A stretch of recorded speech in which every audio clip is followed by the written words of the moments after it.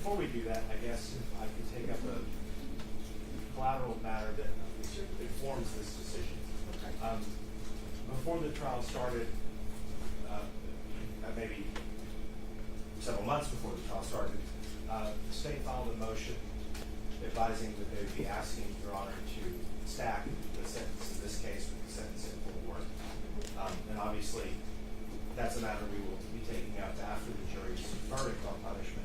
But I wanted to make sure that there was no issue with my ability to argue that that motion was in play. In other words, to apprise the jury of the fact that there is a petition by the state that whatever sentence is returned in this case be run consecutively. Well, I don't think that's going to be discussed with the jury because it's not their decision to make. Yes, Your Honor, but I think that there's some authority that suggests that unlike parole or matters like that, the jury needs to be aware that the court has the discretionary power to stack the sentences because, well, if I can just, there are a couple of cases I think that maybe call to this point, and I'll read them into the record real fast. The first is Vargas versus State, Vargas, 252 Southwest 3rd, 876. That's Court of Appeals, 14th District of Houston, 2008. And Halliburton versus State, Halliburton, Court of Criminal Appeals, 1979. And in these cases, there's discussion about, in one instance, Well, let me stop you for a moment, counsel. So here's the question. Is any witness going to be called who's going to be able to say to this jury that stacking or not stacking is completely up to the court? If there is not going to be a witness, then we can take up whether in closing argument or however you want to let the jury know that the court is in this, it's the court's authority to decide whether cases run consecutively or concurrently. We can take it up at that point. Right, because, I mean, fundamentally, it wouldn't be a witness, it would be a charge to the jury. Okay, so we can take that up at that point.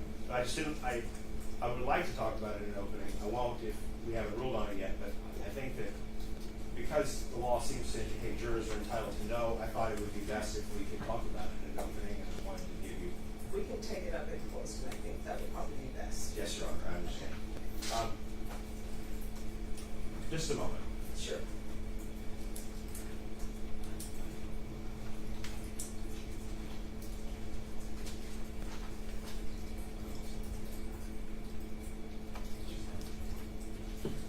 We can go ahead and proceed with the hearing outside the presence on the fingerprints, Your Honor. Okay.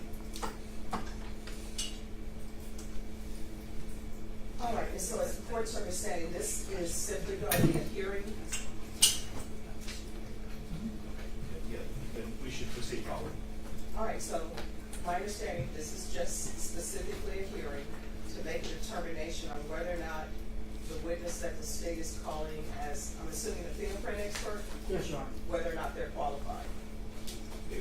My challenge would be to their qualification, and I would challenge the science of fingerprinting generally under the Dahlberg-Kelly standard. All right, let's bring them in. State, call your witness. State calls Mia Valdez.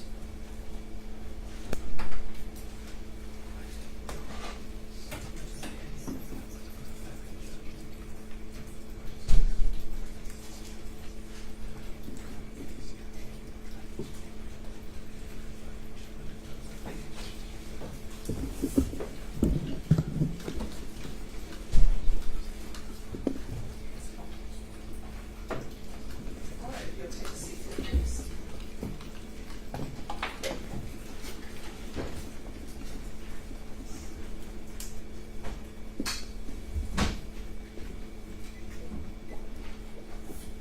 All right, if you can raise your right hand for me, please. Do you solemnly swear or affirm the testimony to give will be the truth and nothing but the truth, so help you God? Yes, Your Honor. All right, you can lower your hand. If you'll put there should be a little clip, a square. If you'll put that on your lapel or somewhere, it's for the court reporter. All right.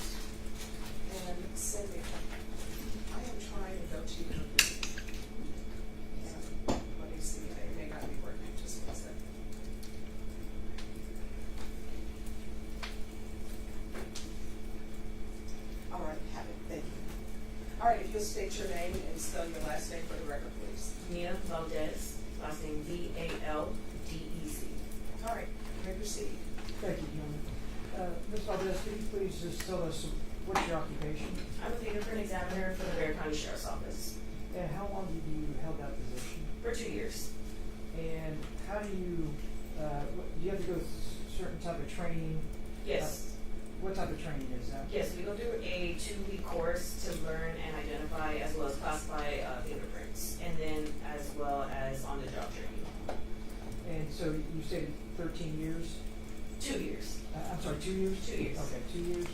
And the training that you are having on the job, is that every day you come in, is there certain criteria they have to meet, or how do you go about your daily duties?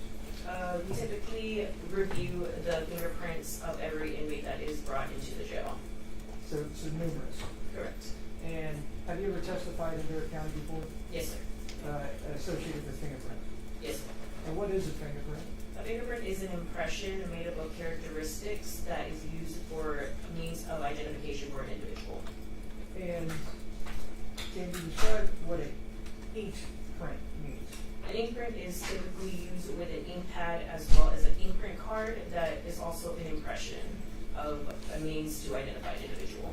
And these unique characteristics, through your training and experience, have you ever come across or known of anybody having the exact same fingerprint? No, not in my experience. And so when you say unique characteristics, does that mean fingerprints are unique and identifying for every individual? That's correct. And is this something that's accepted across your line of expertise as an examiner? Correct. And can you just describe briefly the different characteristics of a fingerprint? So typically they have 12 different characteristics consisting of ridge endings, bifurcations, island ridges, and other multiple characteristics to identify the fingerprint. And again, this field of fingerprint examination is an accepted practice. Correct. We'll pass the witness, John. Yeah, proceed. Yes. Thank you, Your Honor. Good afternoon, ma'am. How are you? Great. How about yourself? I'm well, thank you. So, in terms of what you have been called here today to do, were you asked to give an opinion about comparison of fingerprints? Not an opinion, so to say, but yes, to identify fingerprints. Okay, now, when you say not an opinion, you were asked to look at some inked fingerprints that you did of Mr. McIntyre here in this courtroom about 15 minutes ago, right? Correct. And you were also asked to look at what I imagine was a drop card that had been taken on a previous day. Correct. And that drop card, did it contain any information on it, or was it just the fingerprints? No, it is a part of the booking sheet, so it had name, date of birth, and other identifiers. So it was a booking sheet. Correct. It was not a judgment. I was reviewing judgments, but there was also a booking sheet. Did you compare it to booking sheet or to the judgment? Both. You compared it to both the booking sheet and the judgment. Correct. Okay. And those things obviously had a name on it, Correct. associated with both the judgment and the booking sheet. Correct. I guess it was the same name. Yes. I gather you're going to testify that name was Taymor McIntyre. Correct. And you believe that that's the same individual that you just took prints of? That's today, right. Correct? Okay. So, to be fair, you were not given anyone else's fingerprints to compare it to, right? No, sir. And you are aware of why you're here and what you were called up today to do, right? Correct. You're aware of this trial generally. Correct. And so the prosecutor was asking you this specific question in the context of being able to prove up a prior judgment for sentencing. Correct. Okay. And you have not given the work that you did in this case over to any other examiner to see if they can check your work. No, sir. Okay. And that's not a common practice that's done by your department in these kinds of situations with inked prints, correct? Correct. Okay. Now, you talk about the unique characteristics of an individual that appear on their fingertips that would leave these telltale markings, right? Correct. Do you know what scientific work has been done to confirm whether or not that is a universal truth about the human condition, that every single human being alive has genuinely a completely different fingerprint? That is not a part of my department to research that. Okay. Do you know whether or not there's been any scientific research done to determine whether people's fingerprints change over time? Yes, sir. Okay. Do you keep up with any literature in the field discussing potential problematic areas in fingerprinting or places where a fingerprint examiner might make an error? Yes, sir, I have. Okay. And are you aware that errors can be made in fingerprint examination? Yes, sir. Can you talk to the judge a little bit about the ways that you've been trained to look out for errors and mistakes? In terms of mistakes, there is multiple reasons. It could be unable to read a fingerprint due to scarring, burning, or anything of that matter. We also encounter amputees to where we don't have a fingerprint to discover. And then as it changes over time, it does become a little bit more difficult to read the fingerprint. When you say as it changes over time, you mean as a person gets older? Correct. Okay. So fingerprints that were taken when someone was 17, 18 years old may be different than they are when they're 25. No, not necessarily. It has to be like a wide age gap. Okay. You say not necessarily. I mean, you can't speak specifically to how many years it is before someone's fingerprints might show different characteristics. Not a specific number, no. Okay. And admittedly, what you're doing here is you're looking at the exemplar print, and you're looking at the print that you're asked to compare that to, and you're eyeballing visual characteristics of how the ink appears on the paper, right? Yes, sir. And did you make any drawings or rough notes or sketches to Yes, sir. document that? No, sir, I just fingerprinted. Okay, so it's just something that's in your head based upon what you saw with your eyes. Correct. And so even if we had another fingerprint examiner here today to try and check your work, they wouldn't really know exactly what were the things that you keyed in on. Correct. They'd have to make their own independent evaluation. Yes, sir. Okay. Do you know of any other scientific discipline where the answer to your question has been predetermined in advance by the people asking it of you? No, sir. Okay. I'll pass it. Any more questions? No more questions. All right, the court will hear argument.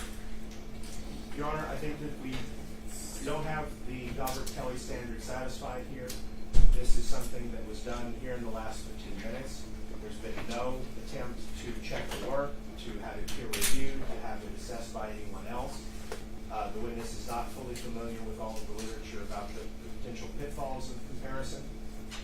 The witness does not have any documented example of the work that was done by the visual examination conducted here in the courtroom today.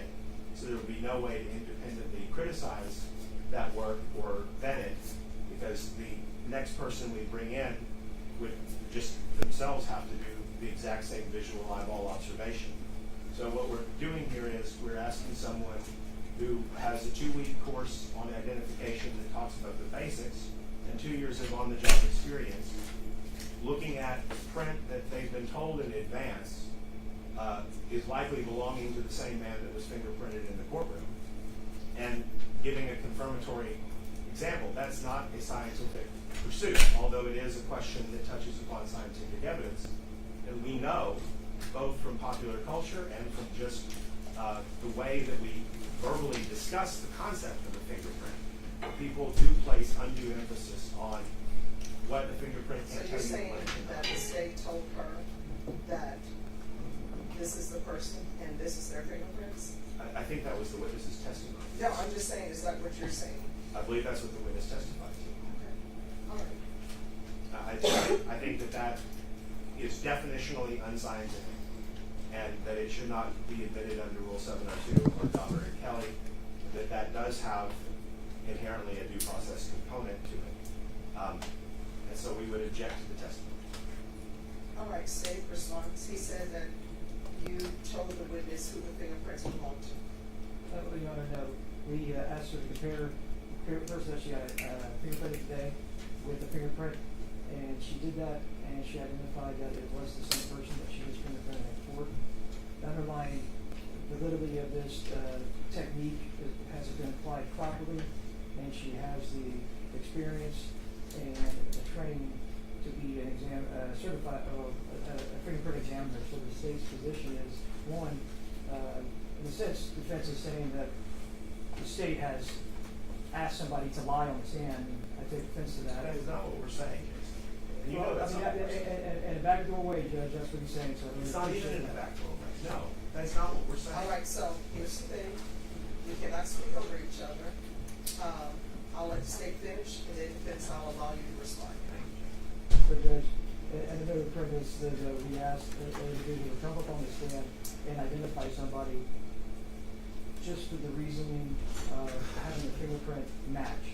The state is not enough, would never put themselves in that position due to ethics and also following an oath that has been taken. So in this particular case, Your Honor, the state simply asked Leah Valdez, a fingerprint examiner for Fair County Sheriff's Office, to see if she could identify a fingerprint, that she identified the person that she took fingerprints in today, and then compared that to a judgment and identified that person as Taymor McIntyre.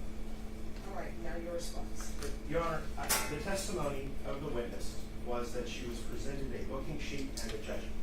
Now, if perhaps the witness has those documents in front of her, it would produce them as court exhibits so that we can print this up. But my understanding of the words booking sheet and judgment are that those documents contain the name of the defendant. The witness also testified that they are aware of this case and who is being prosecuted and what this case is about generally. So you're not saying that the state told her that this judgment is for your client?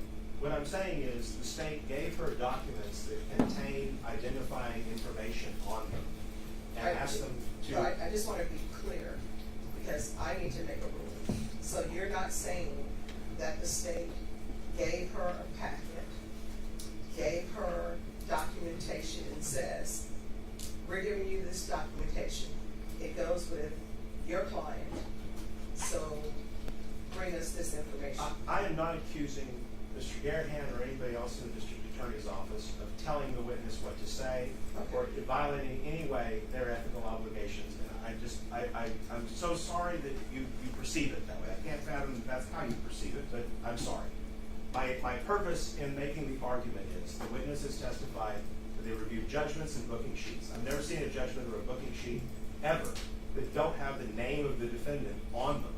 And the witness also attested to the fact that they know who Mr. McIntyre is, or at least they testified they're aware who's on trial, which would give them the name of them. So, I mean, it doesn't have to be that someone went in there and said, now listen here, I need you to testify that that man there is Taymor McIntyre, he's the same man that's on this drop sheet. Okay, so I understand your argument.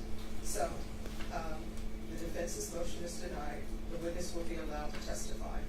With regards to opening statements, you are allowed to let the jury know that the court makes the decision on whether sentences run consecutively or concurrently, the end. Thank you, Jim. All right, so if you can step down from the witness stand, I'm going to bring the jury in. And let me ask you all, does anybody have let me see if I have a copy of the indictment. I don't know, is there an enhancement in the indictment or no? So it's strictly promotions. It's strictly a motion to stack the sentences from the state. Okay. And I'm assuming that your client is not being true to the prior. Well, Your Honor, it's not. It isn't alleged in the indictment, and it isn't being used as an enhancement because it wasn't a final conviction. No, I understand that.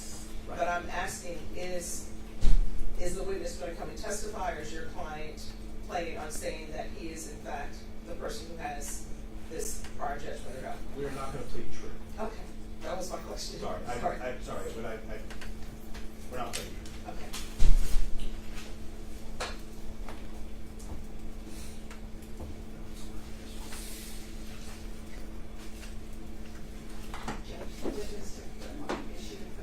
Yes, she's the first witness. Nobody raised your sign that said, "Do not take mics." All right, to the advocate, can you make sure that the witness still has the mic? and not to lose the quarter's mic.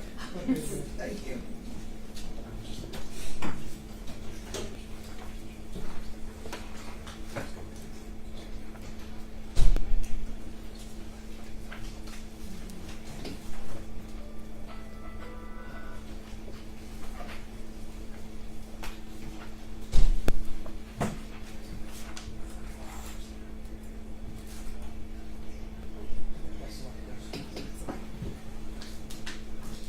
You got it, Jerry.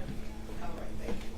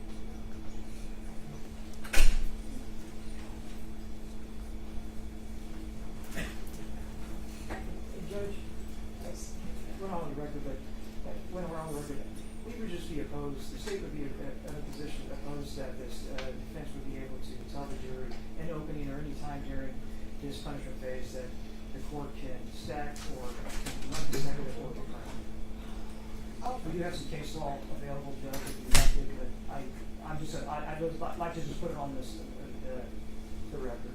All right, well, I will tell you, I know that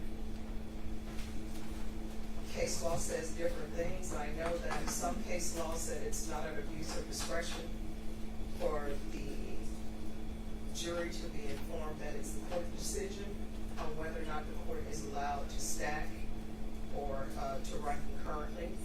But what I'm telling parties, that is all you're allowed to say in opening statements about it, is that that is within the purview of the court. So there's to be going into no other part of that. That may be something for closing, we shall see. But in opening, I am going to allow the parties to say. That is completely up to the court. The end. Okay, Judge, thank you. No expounding. We can explain what a consecutive sentence is, that is an option that you will consider that after the And sentence. explain it in what way? Judge, do you want this on? Yes. Explain it in what way? That you will have discretion at the end of this case to make a decision about whether their verdict should run concurrent or consecutive. The consecutive sentencing means that this sentence will not begin to run until another sentence is completed. Yes. That's all I wanted to do. All right. And yeah. All right, let's bring the jurors in. All right, for the jury.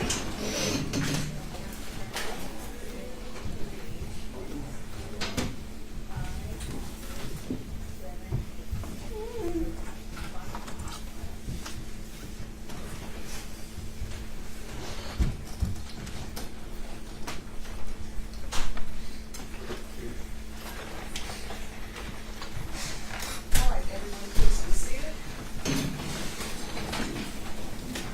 All right, ladies and gentlemen, this is the second phase of this trial. Each party will have a chance to give you their opening statements for this phase of the trial if they choose to do so. State, are you prepared to proceed? Yes, Your Honor. All right, you may proceed. We'll wait, Your Honor. All right, defense. Thank you, Your Honor. May it please the court, opposing counsel, ladies and gentlemen, again, I want to thank you all very much. Obviously, at this point, it's clear that there are some things that we disagree about. That's okay. It's also clear that there are some things we do agree about. And I'm glad to be on that same page with you as we proceed forward. We're here to decide the appropriate punishment. And that's an extremely difficult decision. That might be the most difficult part of any homicide case. The state is going to tell you about Mr. McIntyre's past criminal history and about things that were going on while this case that you all have heard was developing. You're going to hear about Mr. McIntyre's pending case for a murder charge in Fort Worth, where he was found guilty and he was punished for it as an accessory to the crime, as a party, not as the man who pulled the trigger, not as someone who was the direct and proximate cause of someone else's death, but as a participant in that criminal activity, much like you were charged in the law of parties in this case. You're going to hear evidence that Mr. McIntyre was on bond for that case when that happened. You're also going to hear evidence that Taymor McIntyre was 16 years old when this happened. He was a child. You're going to hear evidence that Taymor's childhood up to that point was far from idyllic. He was in the foster system with his sister. He was brought back to live with his father, who was extremely physically abusive to him, breaking bones, breaking ribs. He had to run away and go live with his sister in Corpus. You're going to hear about how that affects him, how it impacts his judgments. And we need to always remember as we go through the evidence in this portion of the trial that we are looking at this whole circumstance through the eyes of a 16-year-old boy who has had a traumatic and horrible life and whose judgment was impaired.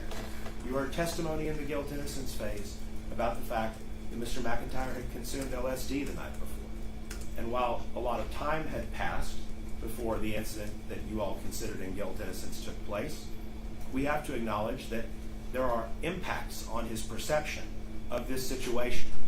Now, we talked in jury selection. Intoxication is not an excuse. Intoxication is not a reason why someone should not be held criminally responsible. But it is absolutely something that you all should be considering when you're deciding what is the appropriate punishment. The punishment range for first-degree murder in Texas is anywhere from 5 to 99 years or life in prison. And that's a huge range of time. And we understand, I think, that not all murders are created equal. While we go through this, I ask that you all have some patience with me and bear with me. Because while I know that we all agree on one central thing, which is that there was not enough evidence to convict Mr. McIntyre of capital murder, there was not enough evidence that Mr. McIntyre robbed anyone, we certainly have differences of opinion about different aspects of this case, which I'm going to do my very best to respect. But I don't know exactly why each of you made the decision that you made in the guilt-innocence phase. Some of you may have made it for different reasons. You only need to be unanimous about the ultimate conclusion. So there are things that I'm going to talk about that you may think, well, that's him talking about self-defense, and I've already heard that, and I don't believe it's self-defense, and come on, stop talking about self-defense. But remember, just because someone isn't 100% in the right doesn't mean the other person isn't partially in the wrong. And we have to acknowledge that every human interaction is a two-sided coin, and that there are aspects about Mr. McIntyre's perception on the world, his understanding of what was going on, the events that led up to being in that car with Mark, that have bearing on how responsible he should truly be in the grand scheme of things. Those are things that I ask you all to still consider, even though, I gather, you all have rejected the idea that what was done was justifiable by self-defense or otherwise. Keep those things in mind. Also keep in consideration things that relate to how Joanna behaved in all of this. While I understand that you all found Joanna credible enough to accept her testimony for the purposes of overcoming the accomplice witness rule, and I can understand y'all's reasoning there, please also understand that there are significant reasons why we should be suspect of Ms. Reyes' testimony, and those reasons have additional bearing into how you should make the decision to punish. Remember, Mr. McIntyre was 16 years old when this happened, but Ms. Reyes was 19 years old. Jeremiah was 19 years old. Mark was older than him. Jalen was the closest in age, but still older than him. Taymor is the youngest person in that car. And Taymor is now here in front of you, asking you all to decide how to punish him for this horrible, tragic thing. And keeping that aspect in mind, the motives of the other people, why things were done the way they were, all should be brought to bear, right? The fact that his presumption of innocence has ended does not mean that you all cannot continue to give some credence to the fact that Mr. McIntyre is, like all of you, a human being. And he deserves to have dignity in the way that his punishment is considered. And I want you all to think about some things that are surrounding the circumstances of this case. Because what we're here to talk about is not going to bring Mark back. It is not going to right any of the wrongs that you all have passed judgment about guilt and innocence on. Those things are not fixable.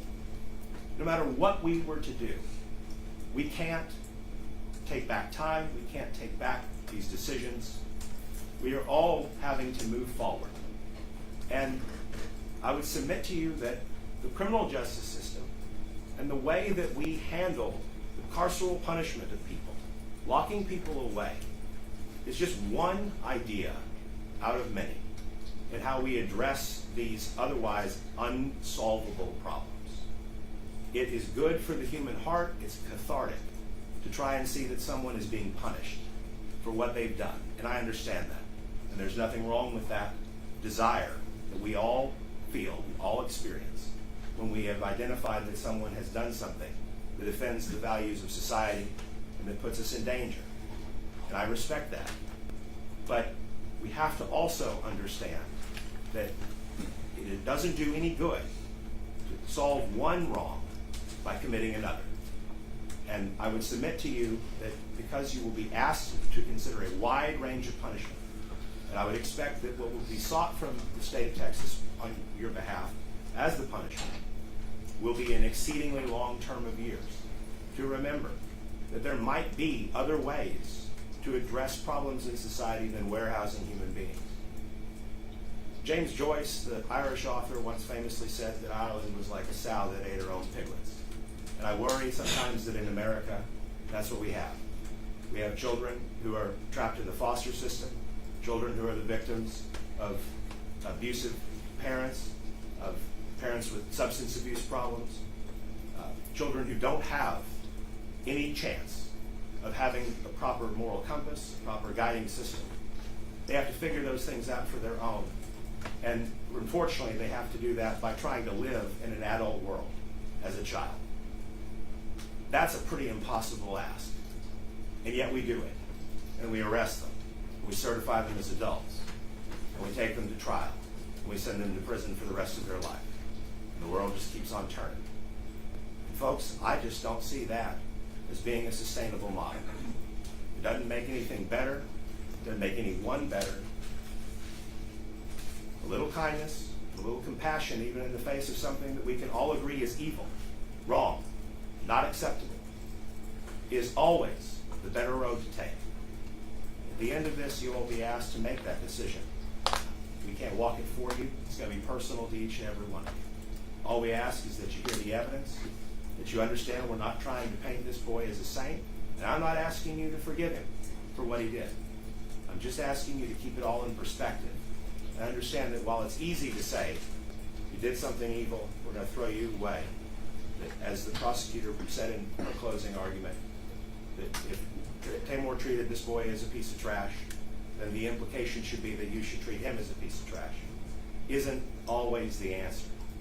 Yes, the Bible talks about eye for an eye, but that's the Old Testament. And there is good news, and it's to turn the other cheek. I'd ask you all to keep these things in your mind as you hear the evidence. I thank you all for your deliberation and your patience with us up to this point. All right, state, call your first witness. Yes, Your Honor. The state calls Mia Valdez.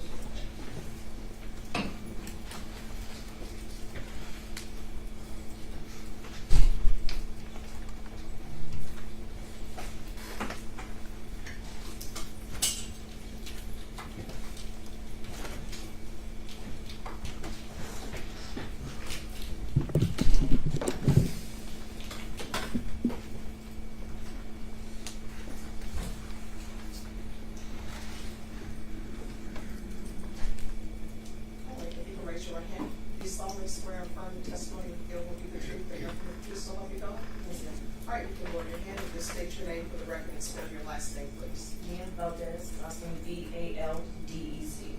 All right, state your proceed.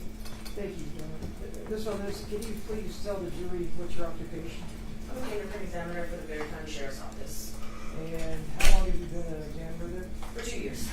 And did you go through a certain training to become an examiner? Yes, sir. I went through a 2-week course for identifying and classifying fingerprints as well as on-the-job training. And have you testified here in Bear County before? Yes, sir. And why don't you describe to the jury just what a fingerprint is? Fingerprint is an impression consisting of characteristics that help identify an individual. And what about an inked print? Inkprint is the same thing. It's used with ink pad and an inkprint card used for impressions of characteristics to identify an individual. And so on these ink prints, so you're able to compare ink prints with other ink prints. Yes, sir. And can you please describe to the jury how that is done? Usually we use 12 set of characteristics to identify an individual using multiple methods, and then we're able to point out ridges and stuff like that for the identification. And are you able to compare, well, one, are there unique characteristics to every fingerprint? Yes, sir. And are any two fingerprints, have you come across or known about any two fingerprints being the same? No, not in my experience. And I'm going to show you what's marked state exhibit number P1.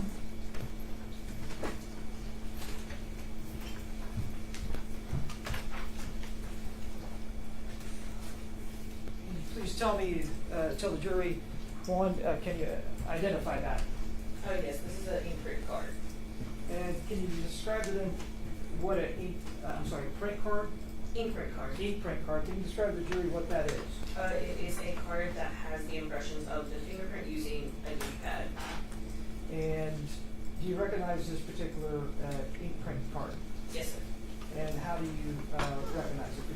I was the one who was taking these fingerprints. And the individual that you took those ink prints from, is that individual in the courtroom? Yes, sir. Can you please just point him out and identify an article of clothing he's wearing? It's the gentleman in the gray sweater. Now, did you have an opportunity to compare an ink print to another print on a judgment? Yes, sir. I'll show you what's been marked. State exhibit number P2. Can you tell me if you recognize that document? Yes, sir. And tell me how you recognize that document. This was the judgment that I reviewed. And is there a print in that packet? Yes, sir. And were you able to compare that print with the known ink prints that you took in the courtroom today from Mr. McIntyre? Yes, sir. And did you come to the determination if those ink prints match on those documents? Yes, sir. They were a match. And do you remember which fingerprint that was? This one is going to be the right thumbprint. And on that, one, the state would offer state exhibit number P2 into evidence, Your Honor. This time we'll turn it to the defense for any objections.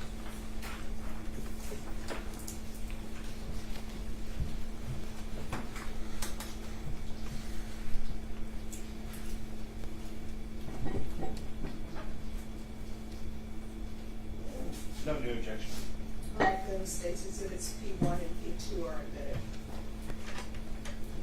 Thank you. Now, particularly on state exhibit number P2, the named individual as the defendant on this, who is that? That would be McIntyre Taymor. And then also, under the actual charge, what was the charge involved in? This was going to be for murder. And what was the offense date? Offense date of 7/26/2016. So July 26, 2016. Correct. And then also on here, what is the plea to the offense? Not guilty. And then what is the verdict of the jury? Guilty. And was there a time assessed? Yes, sir. And what was that? 55 years, I'm sorry. 55 years? Correct. Onward to that was under, is that a count one? Correct. And then under count two, is that also an offense named in that? Correct. And what is that offense? Aggravated robbery with a deadly weapon. And deadly weapon to with what? To with a firearm. And what was the plea by the defendant? Not guilty. And what was the verdict of the jury? Was guilty. And what was the punishment assessed? This one is for 30 years. Under count three, what was the offense the defendant was convicted of? Aggravated robbery with a deadly weapon to with a firearm. And in this particular case, what was the plea? Guilty. And then what was the years assessed? 13 years. Under count four, what was the offense which the defendant was convicted? Aggravated robbery with a deadly weapon to with a firearm. And what was the plea to that offense? Guilty. And what was the punishment assessed? 13 years.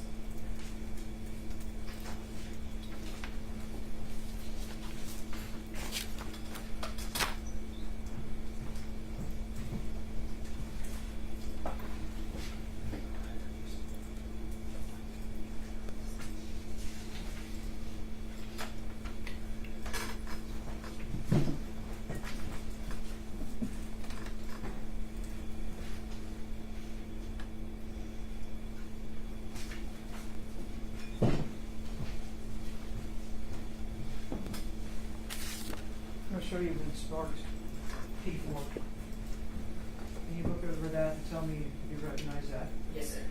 And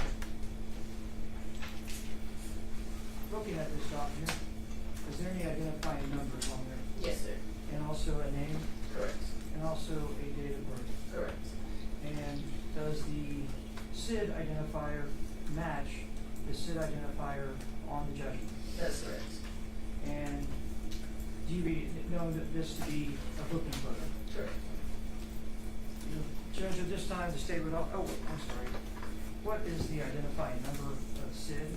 It's going to be the state ID number. Can you pull that up, please? It's going to be TX 164-60189. And on state exhibit number P4, does that match that SID number on that document? That's correct. At this time, Your Honor, the state would move into evidence P4. We'll send it to the defense for any objections.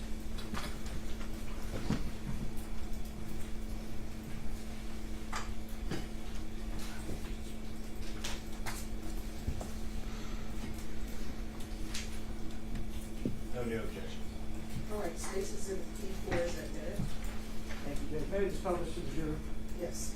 And this is what was identified as P4, and those are booking photos of this individual when he was booked in Tarrant County. Correct. Thank you. And again, he was convicted of 1 murder and 3 aggravated robberies. Correct. Thank you. We'll pass the witness. All right. Defense, you may proceed. Thank you, John. One and two right there. Good afternoon, ma'am. Do you have your microphone? So sorry, I walked off without it.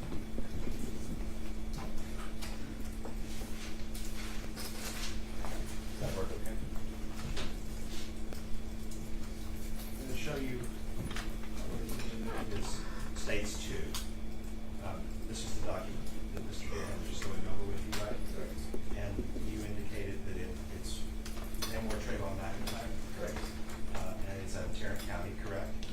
And here, I want to call your attention to this portion here. What does the judgment say right there? The sentence shall run concurrently. Thank you. Pass the witness. No further questions for this witness. All right, is this witness excused or subject for recall? Excuse by the state, Your Honor. Excused by the defense. All right.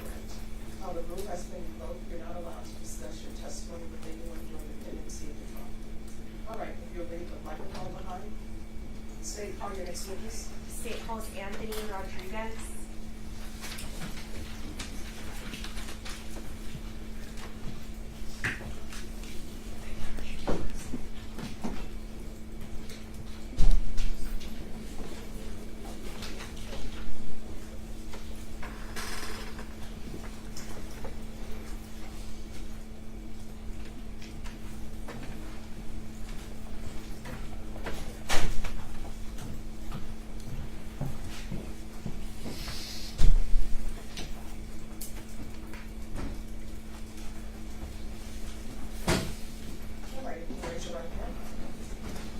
solemnly swear and affirm the testimony you give will be the truth and nothing but the truth, so help you God? Yes, ma'am, I do. All right, you can lower your head, make sure you put the microphone on, please. And if you could state your name and spell your last name for the jury. My name is Anthony Rodriguez. I spelled ANTHONYRODRIGUEZ. All right, state your name, proceed. Sergeant Rodriguez, how are you currently employed? I'm an investigator with the Bexar County District Attorney's Office. I hold the rank of sergeant. I'm a criminal investigator. And how long have you been with the Bexar County District Attorney's Office? I'm just over 12 years. February was my anniversary date. Okay. Before becoming employed with the Bexar County District Attorney's Office, where did you work? I spent 12 years with the Bexar County Sheriff's Office prior to coming here to the DA's office. Okay, and when you worked with the Bexar County Sheriff's Office, what was your title or assignment? For 10 years, I was the gang intelligence officer for Bexar County. Okay, and did you specifically undergo any training regarding recognition of criminal street gangs? Your Honor, can we approach? Yes.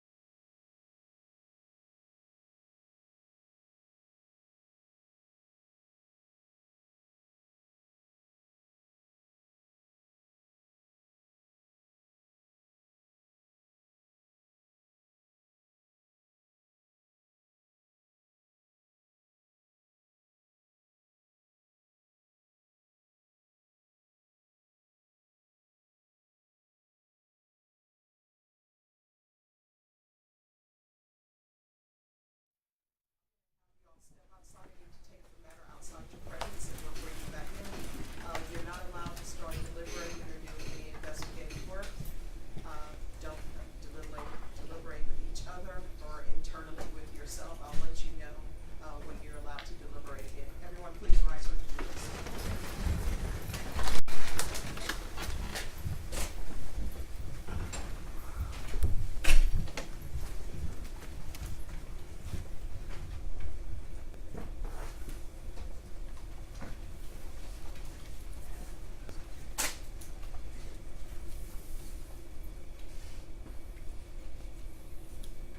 All right, everyone, please be seated.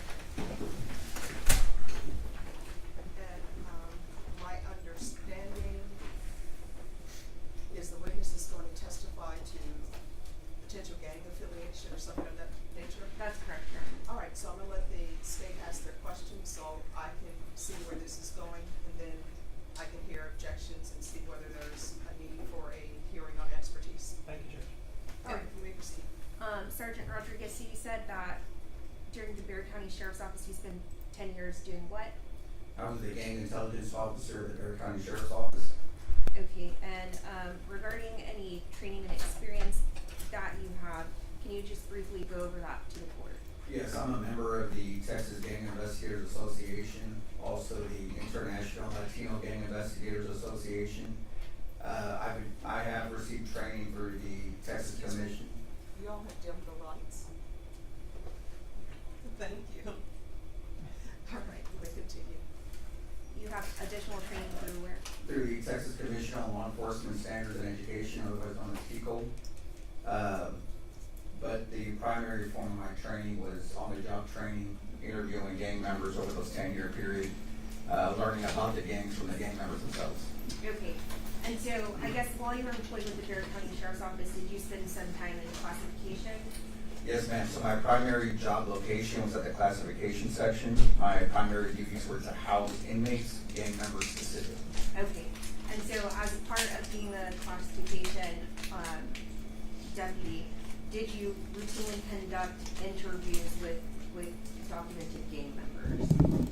And undocumented, yes, ma'am. Okay, and do you have any other additional training regarding your recognition of criminal street gangs? Outside of what I just mentioned, no, ma'am. Okay, and as part of your current employment, do you keep updated with any literature or training materials regarding gang identification? Yes, ma'am. So I'm still an active member with the Texas Gang Investigators Association. I'm also a liaison to the Texas Anti-Gang Center. I administer all the gang documentation here in the Bexar County DA's office.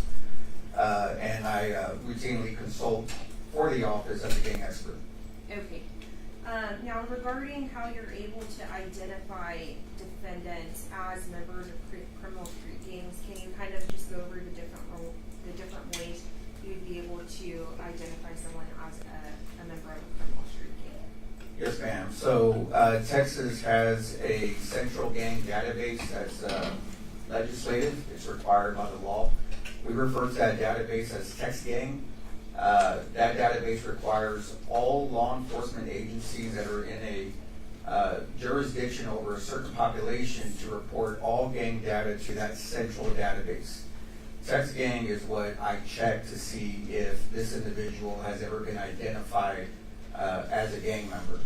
Outside of that, check to see if he ever been incarcerated in any other jurisdictions or agencies. Therefore, I can check to make sure if they've ever documented him.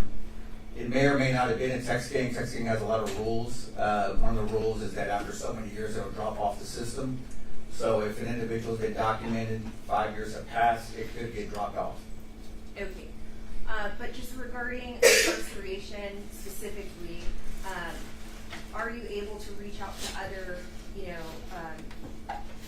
county jails or incarceration facilities and obtain documents that are kept in the regular course of business for them when they are classifying and housing defendants in their jail? Yes, ma'am, I can. Okay, and did you do that in this case? Yes, I did. Okay, and did you review the materials that were sent back regarding this defendant? Yes, ma'am, I did. Okay, and then did you form an opinion as to, well, if I could just, Judge, do you want me to just go over everything or just the qualifications for? The qualifications and then how that is attached to the defendant, if something is attached to the defendant. Okay. Any underlying facts and data we'd like disclosed, that the witness relied on rendering his opinion. Well, we've been filing under business records affidavit. I can give you a copy if you want. I think we have a right to have the witness proffered to the court for the review. All right, so this is what the court is going to say. I just want to know from this witness, this level of expertise, how is it related to this specific case and this defendant? Yes. And that can pass for this. All right. Now, regarding the defendant, Taymor McIntyre, did you gain knowledge that he was incarcerated in the Tarrant County Jail previously to being incarcerated in the Bexar County Jail? Yes, I did. Okay, and did you reach out to Tarrant County and obtain records regarding his classification in the Tarrant County Jail? Did you obtain those records that were regularly kept in the course of business there? Objection, this isn't the witness who could attest to what's regularly kept in the course of business in Tarrant County. All right, that objection is overruled. Did you obtain the documents from Tarrant County? Yes, ma'am, I did. And did they come with a business records affidavit? Yes, ma'am, they did. And you reviewed that? Yes, ma'am, I did. Okay, thank you. And after reviewing those records, were you able to form an opinion as to whether the defendant was ever affiliated with a criminal street gang? Yes, ma'am, I did. Okay, and what gang was that? He's a member of a Crip gang, otherwise known as the Long Beach Insane Crips. Okay, and was that determined through a self-identification or what means? It was determined from a self-identification gang acknowledgement form obtained by Tarrant County. Okay, and can you just explain to the court what that form is? So this is a correctional form. It's used in jails and detention. It's used primarily to house individuals. So when somebody comes into a facility, they are approached by what we call a classification officer. This is an individual that houses people in the jail. they're asked a series of questions. One of those questions is going to be, are you a gang member? Many individuals will admit gang affiliation at this time, so they are housed appropriately. They don't want to be housed with rival gangs or things of that nature. Okay. And do you have knowledge about the Crips Criminal Street Gang? Yes, ma'am. Okay. And based on your knowledge of that gang, do you have an opinion as to the purpose of that gang?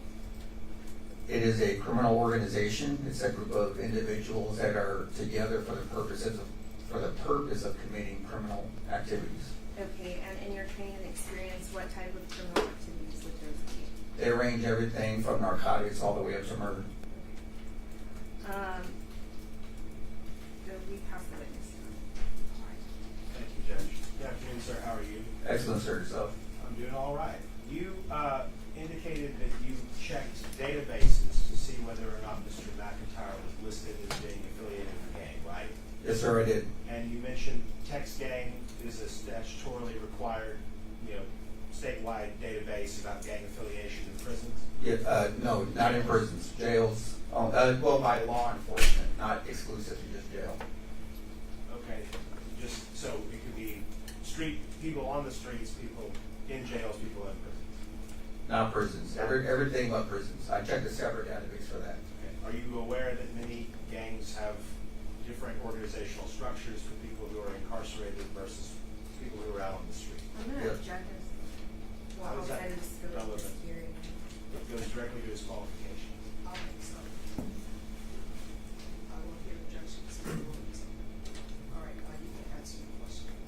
Did you repeat the question, sir? You're aware that oftentimes when we talk about a criminal gang, that gang may have people on the outside and it may have people on the inside. They often have different organizational structures, right?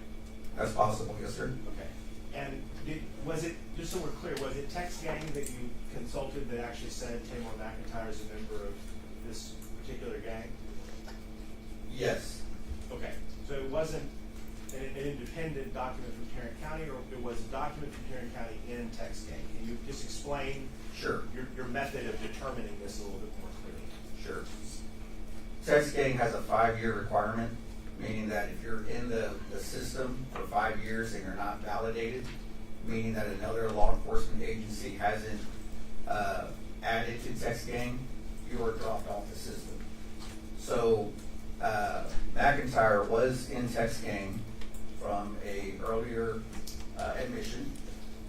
He has since dropped off Tex Gang. However, Tex Gang still showed that at one point an entry was made. So to answer your question, I had to do both. The first thing was I acknowledged that there was an initial entry in Tex Gang, but to validate that initial entry to ensure that it is in fact the defendant, I reached out to the county that entered that information, and that county is Tarrant County.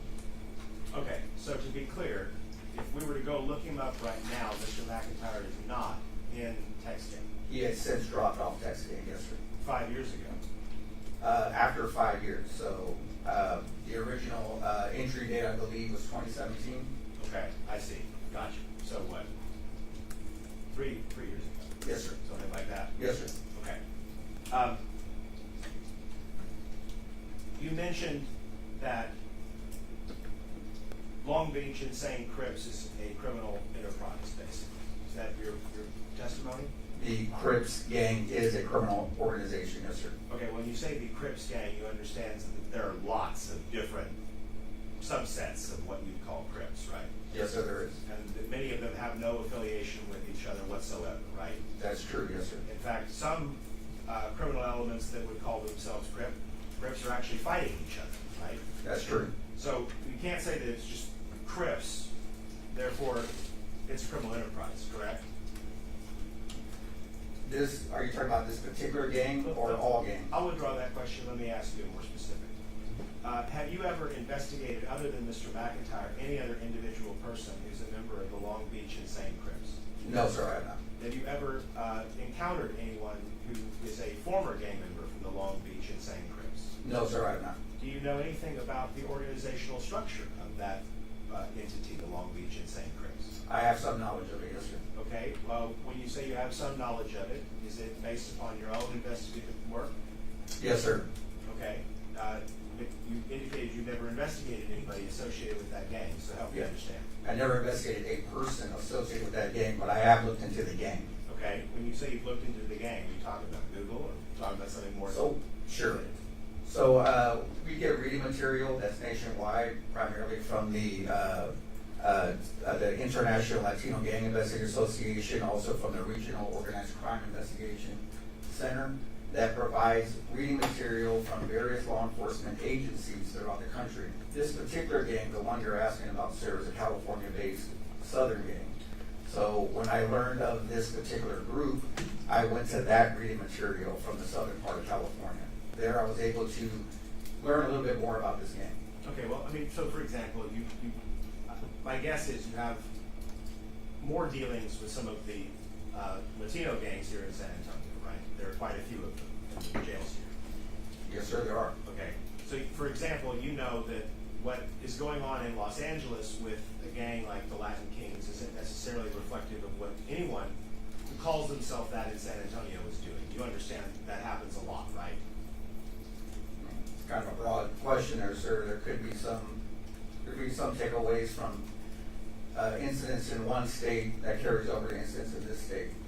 But oftentimes, there's no similarity, right? There are plenty of gangs who don't do the same things or have the same structure in one state versus another. Do you agree? I cannot agree with that, sir. No. Okay, you think that all people who affiliate with the gang in every single state where they might be locked up all working under a common objective? That's why it's called an organized criminal gang, sir. They have an organized structure, they have rank, they have written constitution and manifestos that allows them to remain a structured, organized group, regardless of the state or the location. Do you have the manifesto of the Long Beach Insane Crips? I do not. Do you have any idea who's the leader of the Long Beach Insane Crips? No, sir, I do not. Do you know who's the sergeant at arms for that organization? No, sir, I do not. Do you know if they even have a sergeant at arms? I'm sure they do, sir. I'm sure they do, but do you know if that's what he's called? No, sir. Okay, so you don't know anything about the structure of the gang, right? I have some knowledge about it. Okay, you read a publication from someone in Southern California. Yes, sir. Who authored that publication? I don't know, sir. Okay. You understand that when people get classified, there are often reasons other than organized criminal activity why they might want to be associated with a particular group of people, right? No, sir, I do not. Okay, well, do you think that someone who's African American going into a jail would say, I'd like to join the Aryan Brotherhood, mark me down as an AB? Objection, relevant, suspended. Well, I mean, you understand that there are racial reasons why people join particular groups in jails, right? Objection, relevant, outside the scope. Your Honor, he testified that. This is outside the scope of the expertise. I think that my understanding from both parties that the purpose for questioning this witness is to determine whether or not he's an expert in whatever field he's being presented, which appears to the court that he's being presented as an expertise on gang affiliation or gang classification. And then the other question the court wanted to know was, how would that be relevant to this case, whether or not it's tied to your client or not? So, if we could remain within the bounds of this actual hearing. Your Honor, I think that pretty well establishes what my objection to the unraised argument. All right, court with your argument. Your Honor, the witness is not sufficiently familiar with this organization to be able to give an opinion about whether or not it truly is a criminal enterprise and whether or not Mr. McIntyre is even still a member of it. He has a notation from a database that is no longer considered active by the database, that when he was first booked into Tarrant County, or at some point in the past while in Tarrant County, he was affiliated with this organization. We're backdooring hearsay. I have no ability to confront the individuals who screened him, or as to how he was screened, or whether he even got to participate in the screening process, or whether it was done for him. The witness has no personal experience with anyone affiliated with the organization. He's basing this off of what's basically a trade publication from someone in law enforcement in Southern California, without any understanding about how that relates to San Antonio or Texas generally. And I think that under those circumstances, he's not qualified to testify about this organization for any purpose. It would backdoor in hearsay that violates the confrontation clause. And its prejudicial effect is through the roof. And there's not even any indication that Mr. McIntyre is still involved with this. Alright, so this is what the board's question is. What, gang affiliation is allowed as relevant information during punishment? The court is finding that this is relevant, but the next question, the court wants some clarification on is when is this alleged affiliation to have occurred? So I have the exhibit, I haven't offered through this witness, but it was when the defendant was incarcerated in Tarrant County back in 2017, and I mean, he hasn't been out on the street since, so I think it's relevant. It goes to evaluating the defendant's background and character, which defense has put on issue in his opening statement when he was proffering that the jury was going to hear that the defendant had such a rough upbringing. And this witness is an expert. He has a lot of knowledge dealing with gang members and specifically the Crips. I think Mr. Hunter essentially stipulated that this is a subset of the Crips criminal street gangs, and this witness is familiar with that criminal street gangs' violent and illegal activities, which he's testified to, and he is able to form an opinion based on materials that he's reviewed as to the defendant's membership in the organization. I'm not stipulating to anything. This all is conduct that occurred after the offense date in this case, while he was incarcerated. And the witness is, I don't believe, qualified to tell the jury anything about this organization, much less whether it's affiliated with any criminal entity that calls itself Crips, or what its purpose is, or who its membership are, or whether Mr. McIntyre is a member. And so while I would agree with Your Honor that if we had evidence that Mr. McIntyre did this as a gangland shooting, and it was for the purpose of advancing a criminal enterprise, it would absolutely be relevant.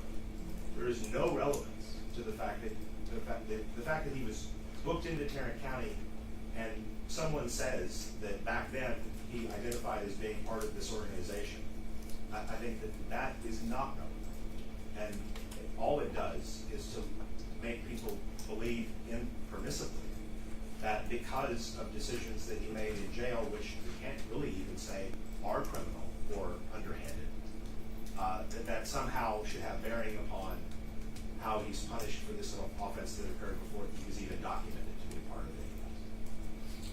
So it's not required by law for it to be relevant as character evidence that the offense that we're here for is tied to his gang admission. And it's not somebody just saying this. The defendant said it back when he was in Tarrant County. And so it's a statement against interest, a statement against party opponent. And I mean, this evidence has been filed with the court since December of 2024. So his objections to hearsay and stuff, I mean, there's an affidavit that is going to authenticate this information. It more to the point is at Crawford, it is a confrontation issue because it's a double hearsay problem. They're offering the statement as an admission by party opponent. All right, fine. But what's being discussed here is not the actual admission by the party opponent. What's being discussed here is the entry by a data clerk that he should be classified as a member of a gang that is in the text gang database because of something he said in book. We don't have the statement exactly that was said in booking. We've got a summary of that. So I think that's the reason why there's a confrontation problem, irrespective of whether it would come in as an exception to hearsay or non-hearsay statement. But more to the point, I mean, she said a moment ago that it's somehow connected to the offense. There's been no evidence at guilt and innocence that it's connected to the offense. But does it have to be connected to the offense? Well, I think she argued it was. I did not say that. I said it is not required by law to be relevant in punishment to come in. That's not required. That I prove that he was acting under the color of his gang when he committed this. I know you said that too, but did you not also argue that All right, it's connected to the offense? I did not say that. Is going to, the court is going to allow the witness to testify. Is there anything else? No, Judge. All right, does anyone need a break before I allow the jury to come back in? I would like the bathroom.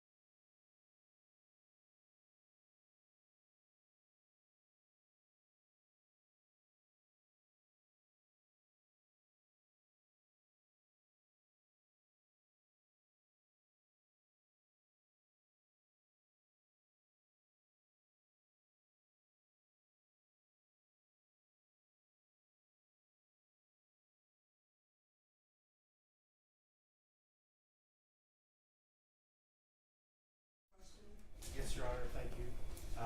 Officer, one last thing. You mentioned that this information came to you by way of the text gang database, right? Yes, sir. Do you know who exactly is responsible under that statutory scheme for maintaining the database?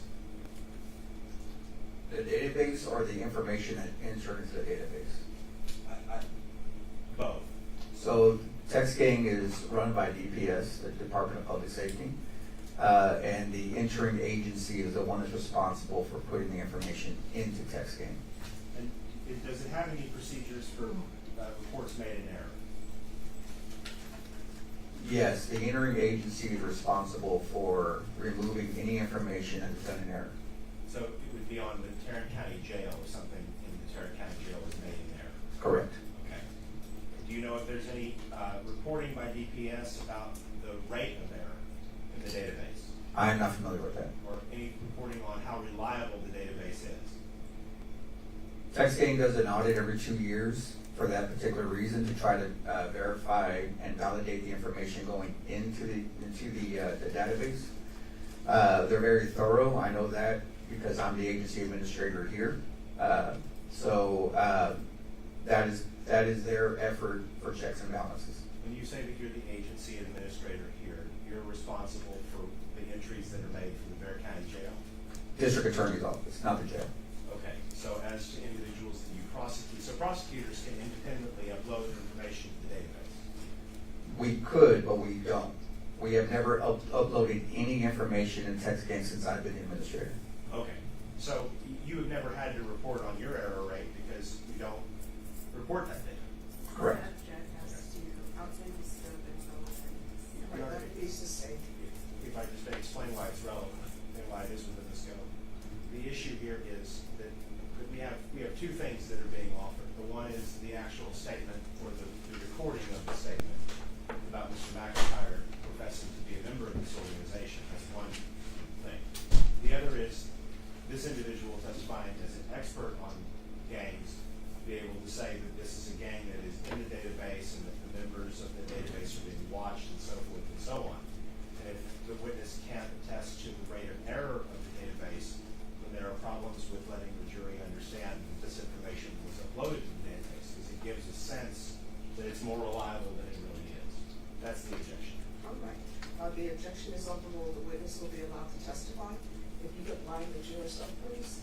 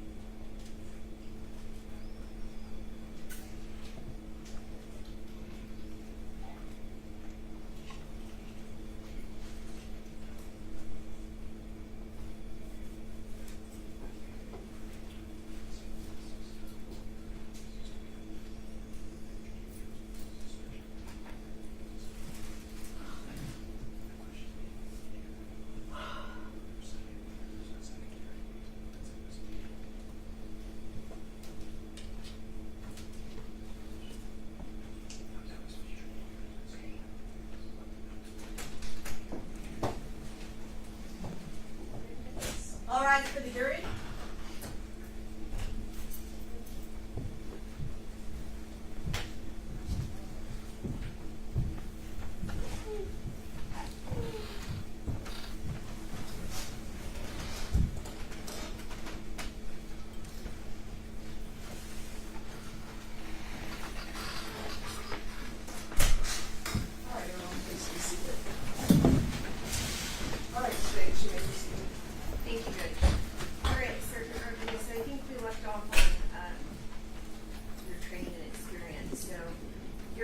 the Bear County District Attorney's Office, is that correct? Yes, ma'am, I am. And how long have you been doing that? I've been with the Bear County District Attorney's Office for a little over 12 years now. And what are your duties in the Bear County District Attorney's Office? I'm a criminal investigator. My primary duty is to assist the prosecution with trial preparation. Okay. Do you have any ancillary duties in your employment? Yes, so I'm also the gang investigator here. I have a liaison with the Texas Anti-Gang Unit. My secondary job is to ensure that all of our investigators have access to research gang membership and to consult with all the prosecutors here to identify if either the defendant or a witness or a suspect is gang affiliated. I provide expert opinions on their gang membership and occasionally, like today, testimony. All right. And before you became employed with the District Attorney's Office, where did you work? I spent 12 years with the Bear County Sheriff's Office before I came to the District Attorney's Office. Okay, and during your time with the Sheriff's Office, what were your duties? Started my career as a jailer. I was a jailer for 2 years, and then I spent the next 10 years as the gang intelligence officer for the Bear County Sheriff's Office. My job is with the classification section. It's a section that is responsible for housing inmates. The primary inmates I was responsible for housing were gang members. All right. And as your duties as a classification officer, what did that routinely entail? It routinely entailed interviewing individuals that were either suspected or self-admitted members of a gang. And so my job was to talk to them and to ensure that they were in fact an actual member so I can appropriately house them. Okay. And so it was routine in classification that these interviews would be conducted to appropriately house the defendant, is that correct? Yes, ma'am. Okay. Now, do you have any other specialized training regarding the recognition of criminal street gangs? So I'm a member of the Texas Gang Investigators Association. I've been a member since my time at the Sheriff's Office. I'm also a member of the International Latino Gang Investigators Association. I've received training through both of these associations on the subject of gangs. I've also received training through the Texas Commission on Law Enforcement Training and Standards. This is what we call Tay-K. I've also received some standalone training during the course of my career, but my primary training came from the gang members themselves. Every time I would interview these individuals, they would teach me really, how to recognize their affiliation with the gang, where it was. Relevance hearsay. All right, that will be sustained. Motion to instruct the jury to disregard. All right, ladies and gentlemen, we'll disregard the last statement Motion to mistrial. tonight. All right. Now, have you, or were you, I guess, in your analysis of whether a defendant is associated or a member of a criminal street gang, can you kind of explain to the jury how you would obtain that information? The primary thing that we do is we simply ask the individual, are you a member? Being that it's a correctional setting, many individuals will self-admit gang affiliation, so they are housed with their own people. We don't put them with a rival gang. Outside of the self-admission, outside of us just asking, there's a number of things that we look at to identify gang affiliation. Gang members are experts in nonverbal communication. We've all seen it, whether it be a tattoo, clothing, gang hand signs. So we have training and expertise in identifying those nonverbal cues to identify gang affiliation. Secondly is the intelligence, whether it be from jail calls or jail mail or other individuals. Finally, we look at the cases. What are they charged with? Who were they charged with? Where did these crimes occur? Are these crimes occurring in neighborhoods that are notorious for a particular gang or gang set? Your Honor, may I approach the witness? Yes. I'm going to show you what's in Mark Exhibit P3.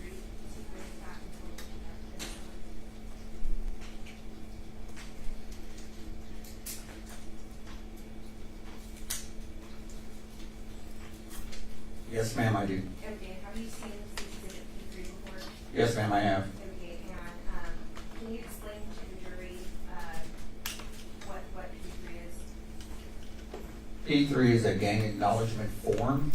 So in a correctional setting, when you identify somebody as a gang member, we want to make sure we capture that information. We capture it by documenting it in a gang form.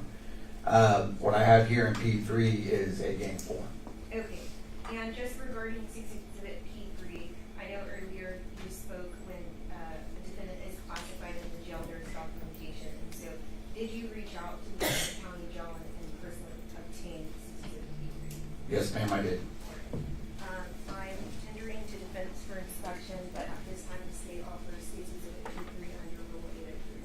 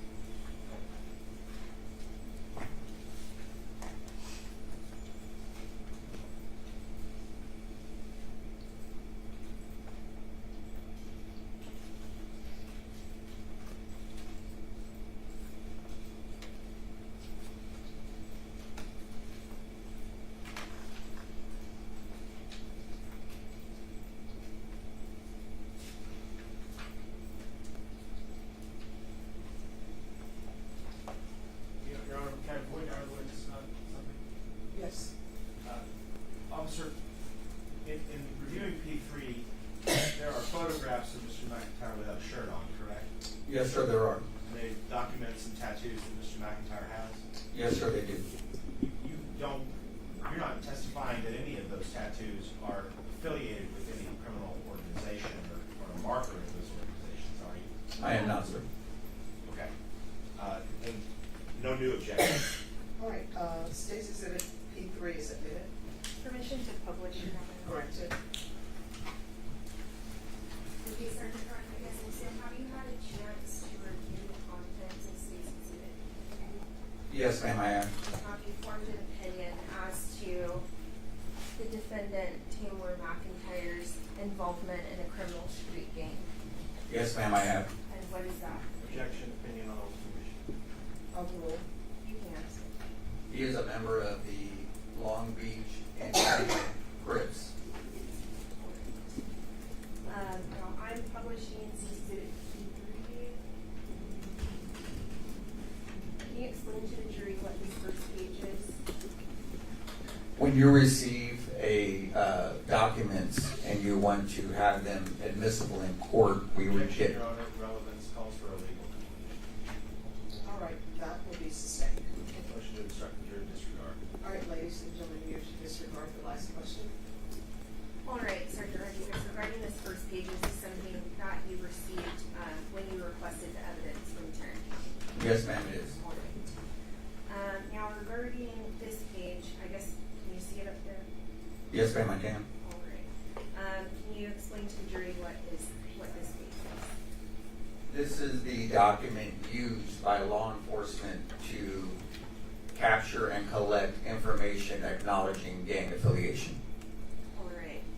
And just regarding the name of the person, can you tell the jury what that name is?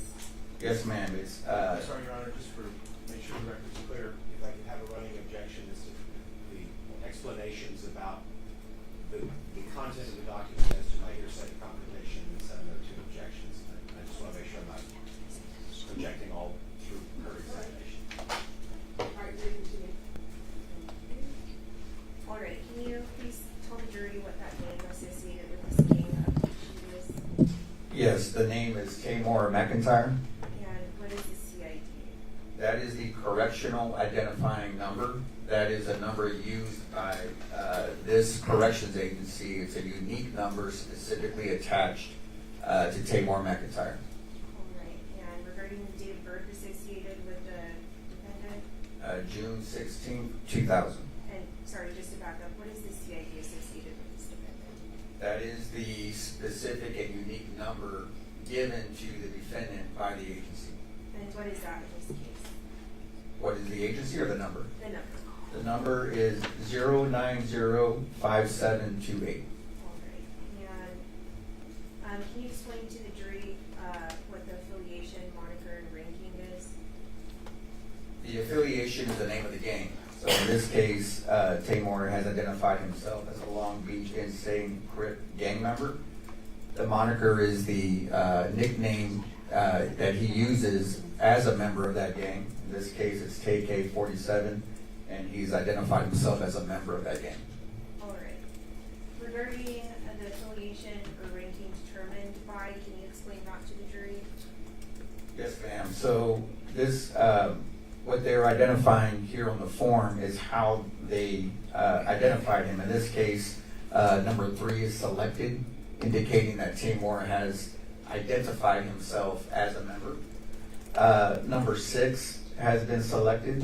There are a number of options under number 6, ranging from gang dress, hand signs, tattoos, or symbols. In this particular case, he provided intelligence on hand signs that are unique to this particular gang.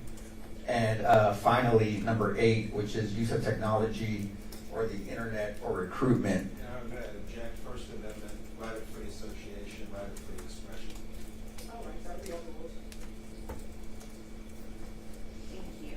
Now, regarding this area, I guess can you explain to the jury what you reviewed regarding the specific comment section? These are the notes that are documented by the agency. In this particular case, it is indicating that he self-admitted membership on July 26, 2017 with the Eastside Long Beach Insane Crips.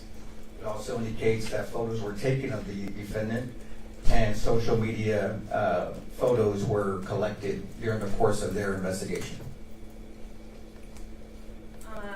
Now, regarding what's depicted on the screen, can you just explain to the jury what they're seeing? These are images that they collected during the course of their investigation into his social media profiles. As it's identified in the gang letter, the defendant explained what these hand signs mean in these images.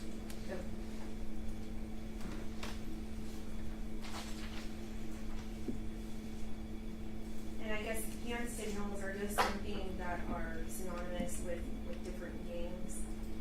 Yes, ma'am, they are. And each gang has their own hand signals, is that correct? Yeah. Sustained. Regarding gangs, do all gangs have the same hand signals? No, ma'am, they do not.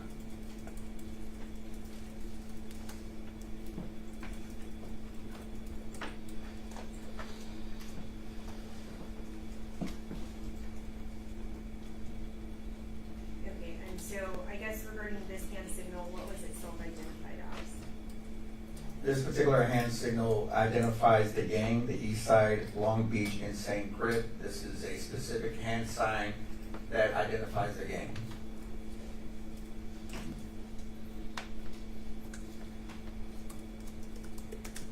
And regarding this hand signal, what was that self-identified as? Bloods and Crips are part of a larger universe. They're part of nations, people, and folk nation. In this particular case, he's throwing a hand sign that represents the folk nation. It's just a larger group within the group that he represents.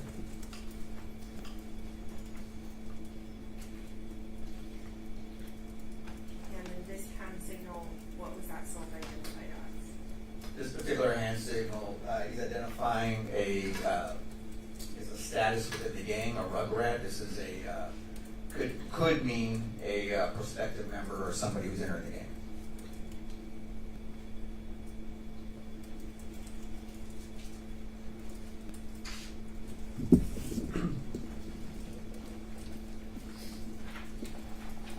And I guess can you just explain to the jury what this form is that they're seeing?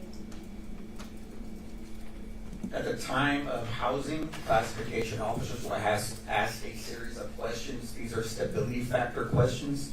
These enable the classification officer to appropriately house.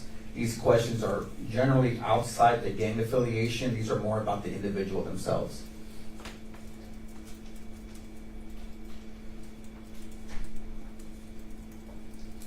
And then just regarding this line right here, can you explain to the jury what that is? Yes, it's a little redundant, but it's once again they asked the defendant if he's a member of a gang, to which he replied that he's a member of the Crips and gave his alias or nickname. Now regarding the photos that we just saw with the hand signals, what did you personally see when you observed those photos?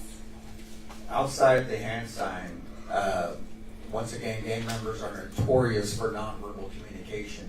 The Long Beach Insane Crip generally wear black or gray, and in almost all of those images, he's wearing a black shirt, which is another indicator of gang membership. Okay. And are you familiar with the criminal street gang of the Crips? Yes, ma'am, I am. Okay, and based on your knowledge of that gang, do you have an opinion as to the purpose of the gang? Objection, relevance.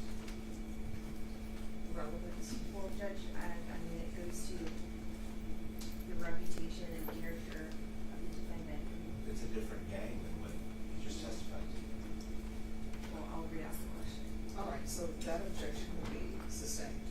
Motion to instruct the jury to disregard the question. All right, ladies and gentlemen, you can disregard that last question. Motion for mistrial. Denied.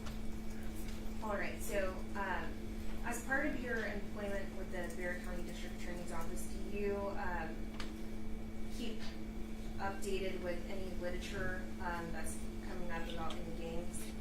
Yes, ma'am, I do. Okay. And so regarding this Long Beach Insane Crips gang, have you been able to form an opinion as to the purpose of the gang?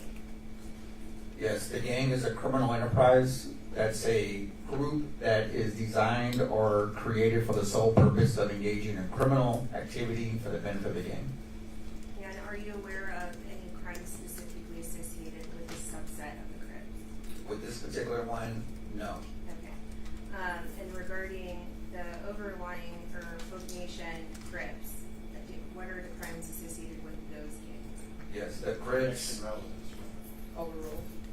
You can answer.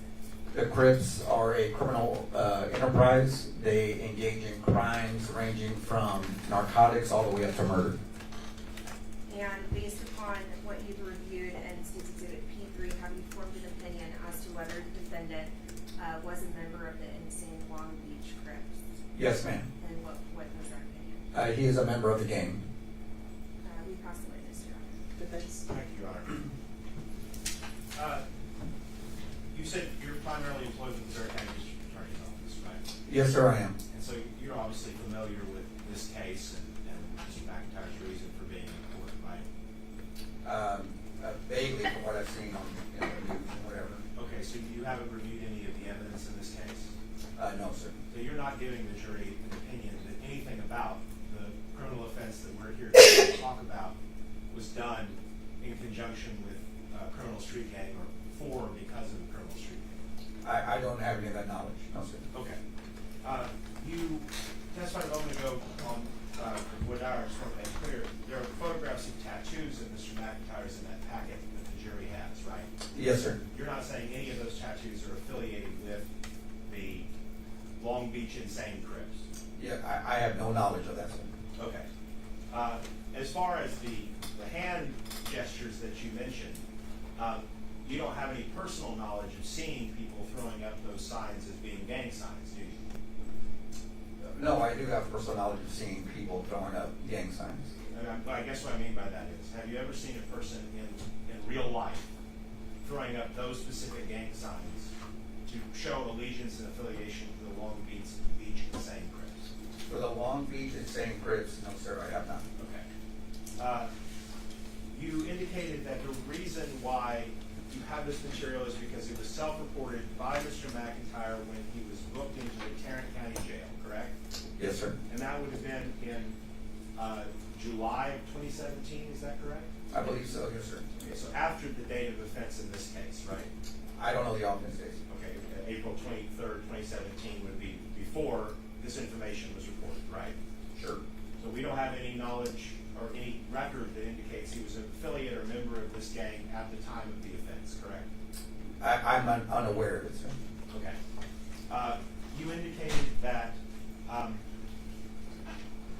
this is something that's done for all people who are being brought into the jail in Tarrant County, right? I believe this happens in all the jails, sir. It happens here, for example, too, Correct. correct? Yes, sir. You didn't provide any records of Bear County classification, right? Bear County just used what Tarrant County says. And I didn't see anything from Bear County, so I would have to assume that yes, they use what Tarrant County. Well, we don't want you to assume. So you have not seen anything from Bear County, right? Correct. Okay. And you were talking about the nature of criminal gangs. You'd agree with me, there are criminal gangs that operate out in the free world, and there are criminal gangs that operate solely within correctional institutions, be they jails or prisons. Yes, sir. And sometimes those organizations span both, and sometimes they don't, right? Yes, sir. You don't have any specific information about how the structure of the Long Beach and St. Crips operates, do you? I have some knowledge about it, sir. Well, I mean, as to whether it's primarily a jail gang, primarily a prison gang, primarily a gang that operates out in the free world, you don't know much about its structure, do you? So, for this particular game, there are two parts of it. You have the street gang, which is a Long Beach, and you have the Crips, which is a prison gang. Okay, well, This group is both. Let me back up. The Crips is a term that encompasses hundreds, maybe thousands of different groups of people, right? Yes, sir. And you're not suggesting that all of those people know each other, talk to each other, get the newsletter, right? I'm unaware of a newsletter, sir. Okay? You're unaware of any other way in which there's mass communication between all of these people, correct?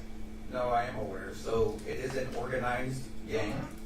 They do have an organized structure, and I'm talking about the Crips as a whole, not the individual subsects.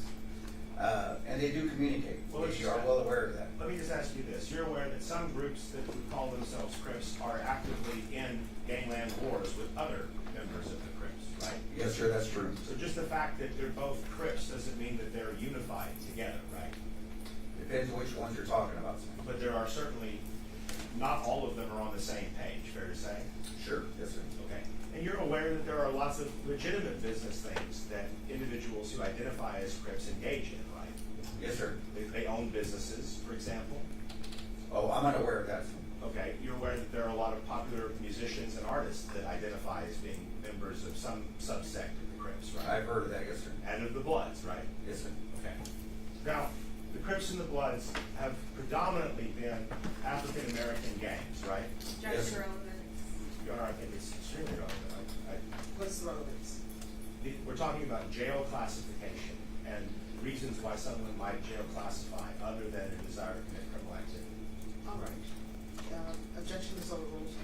So the Crips and the Bloods are predominantly African American gangs, right? Yes, sir. You know, the Orejones and the Tango Blasts and Latin Kings are predominantly Hispanic gangs, right? Yes, sir. The Aryan Brotherhood is a white supremacist gang. Yes, sir. Okay, so people that book into a jail, when you talked about wanting to be housed with their own people, part of that is about if they are a member of a gang, they don't want a rival gang to be where they live, right? Correct. But it's also to some degree about racial divide, is it not? Depends on the gang. I mean, an African American probably doesn't want to classify as an Aryan Brotherhood member, right? I would think not. Okay, and that's about their personal protection and safety in the jail. Sure. Okay.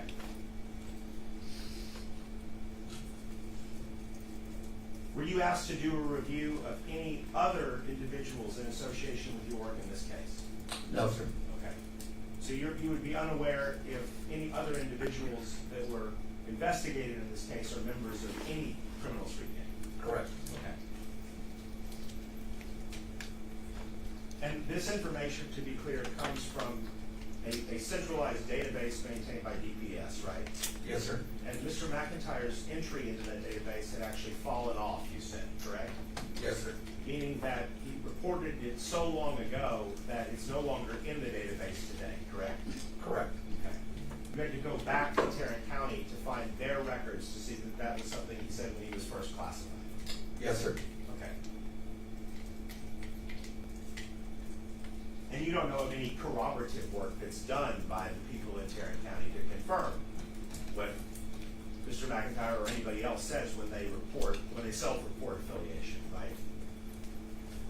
I don't understand that question. So, I mean, if someone walks in and they say, I'm a member of such and such criminal street gang, right? And somebody goes, okay, we'll fill out this form, check the box, I'm gonna put it in the system. You don't know of any efforts that are done to go and check that out, right? It's not like, well, or do you? Well, he housed with other members in Okay. Tarrant County, and he seemed to be fine over there. So I think the members cooperated the information for us. Okay, so you think just because no incidents occurred while he was locked up with those people, that corroborates it, right? I mean, I would think so, yes, sir. Okay. But it's not like someone was out there, hitting the streets in the free world, interviewing people to confirm whether or not what a man says when he's booked into the jail is actually true as far as the free world is concerned. I'm unaware of any of that, sir. Okay.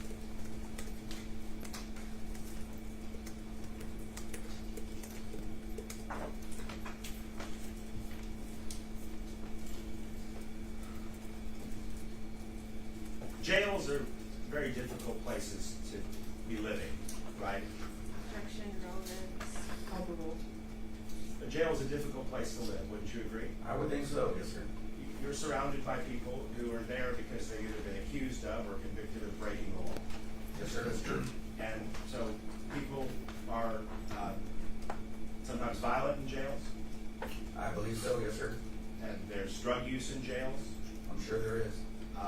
There are people who are trying to blackmail other people in jails. I would think so, yes, sir. Well, you worked at the sheriff's office too, correct? Yes, sir. So you're aware that the sheriff's office has extensive training of their jailers to how to avoid being blackmailed by people, who are locked up in there, right? Yes, sir. So you know that those kinds of con games and attempts at compromising a person happen all the time in jails. It does happen, yes, sir. Okay. There's people being sexually assaulted in jails, protection, relevance, comparable. right? I'm sure there is, yes, sir. Okay. And so there are only a finite number of jailers that can watch these people, right? Yes, sir. And there's recording equipment and surveillance equipment in jails, but it doesn't catch every single nook and cranny of the jail, right? Correct. And so people often have to look out for themselves when they're locked up. Do you agree? Yes, sir. And that requires not doing things that will upset other people who might not be the most reasonable and rational, right? Sure, yes, sir. You don't want to pick fights with somebody who's, a 6'5", 5-time serial killer, right? That wouldn't be a good idea. You'd agree? Yes, sir. Okay. It means that if you are trying to avoid being taken advantage of and things like that, you need to try and make relationships with other people, other inmates. Yes, sir.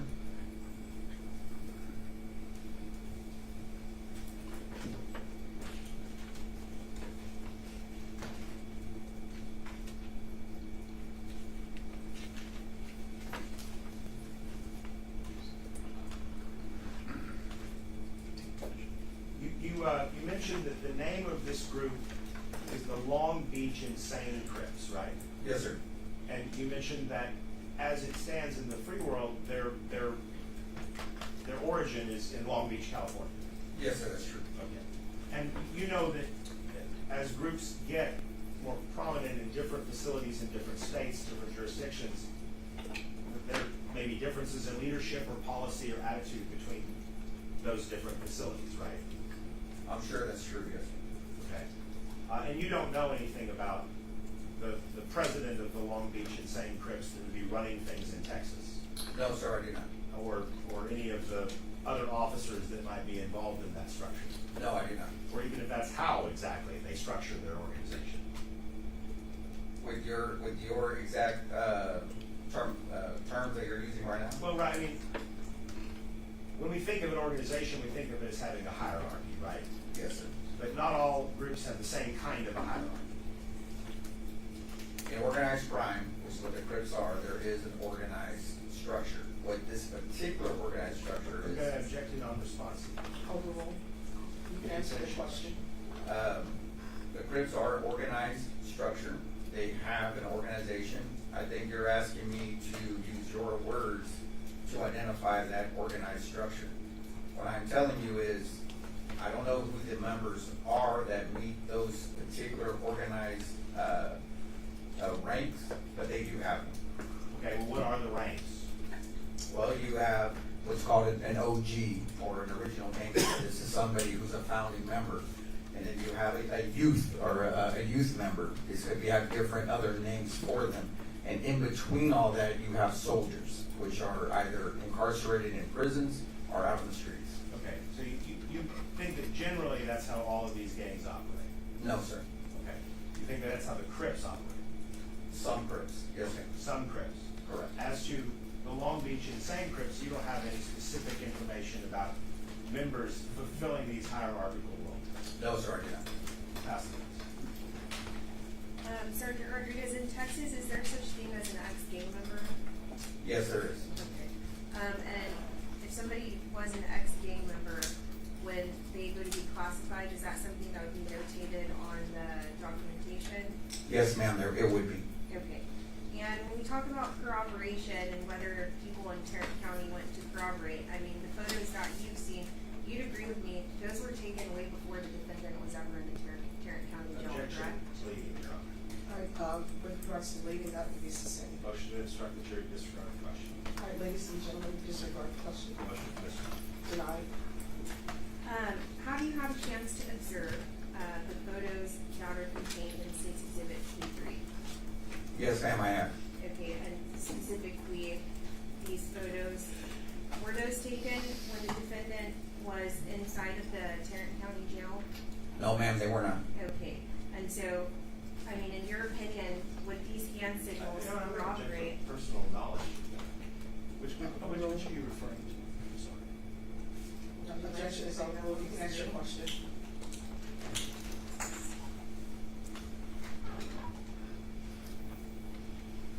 Just a second. Oh, I see. I'll withdraw the objection. All right, now regarding, this photo that's depicted on the overhead, is that photo taken in the Tarrant County jail? No, ma'am, it's not. All right, and so would the hand signals corroborate the defendant's self-admission in your opinion? Yes, ma'am, they would.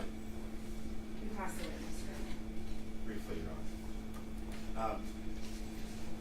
You indicated that these documents and these photographs showed something about a gang sign about being a rug rat, right? Yes, sir. Which you indicated was someone who's a prospective member of the gang, right? Yes, sir. Which would mean that they're not a member of the gang at the time, that they're trying to get in. Right, correct. Okay.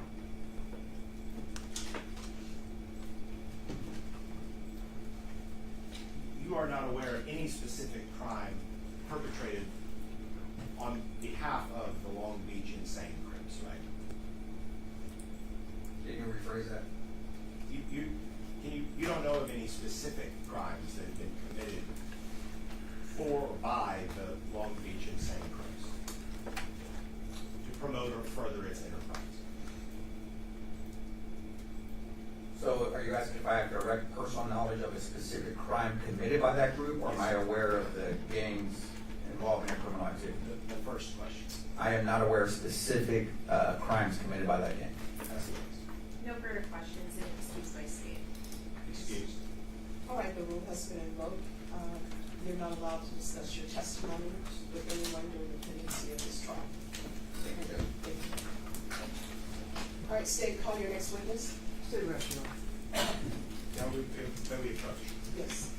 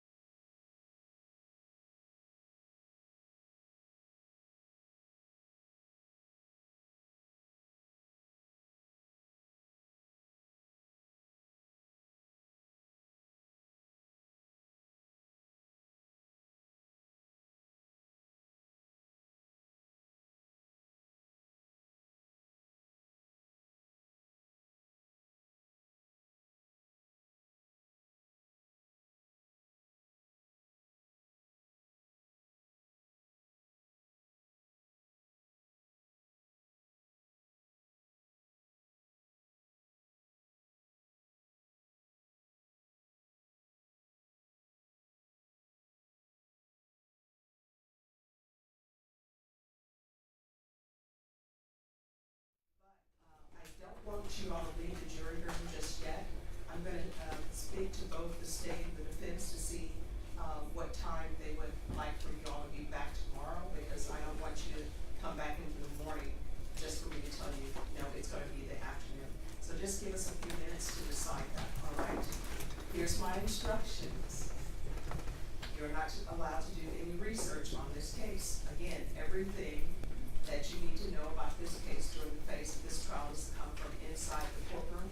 You're not allowed to start deliberating internally with yourself or with each other. Just don't even think about this case unless you're inside this courtroom. Does everyone understand?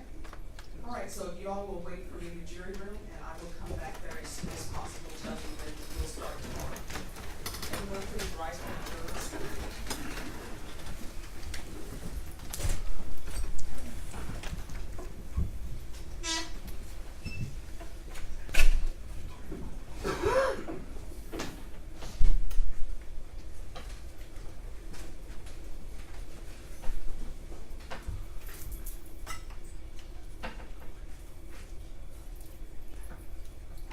Everyone, please be seated. So, defense, if you can let me know what time, and again, if your witness needs to appear by Zoom, they can appear by Zoom. Yes, Your Honor. Thank you so much for that accommodation. Give me a moment. I realized my phone just died, so I gotta power it up so I can make these calls. All right, no problem. And while they're doing that, if y'all can collect the evidence and make sure that, it's together for Sydney. Yes, Judge. Thank you.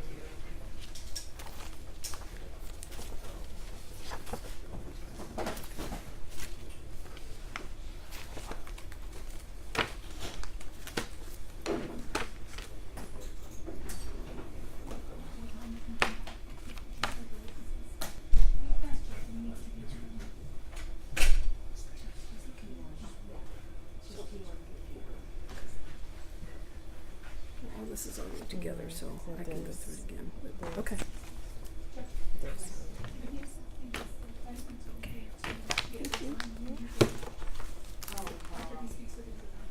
Do y'all readmit everything from, or no? Oh. Yes.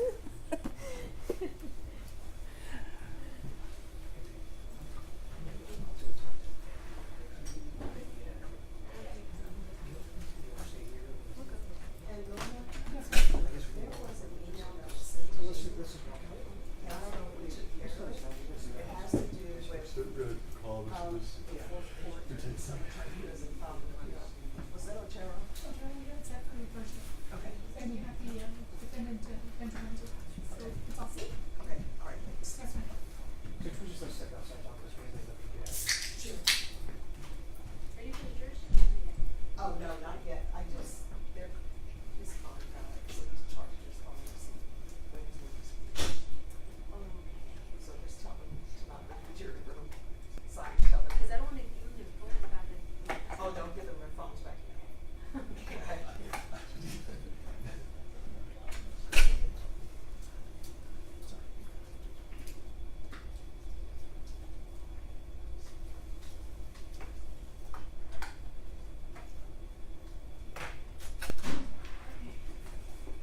Because I don't trust them.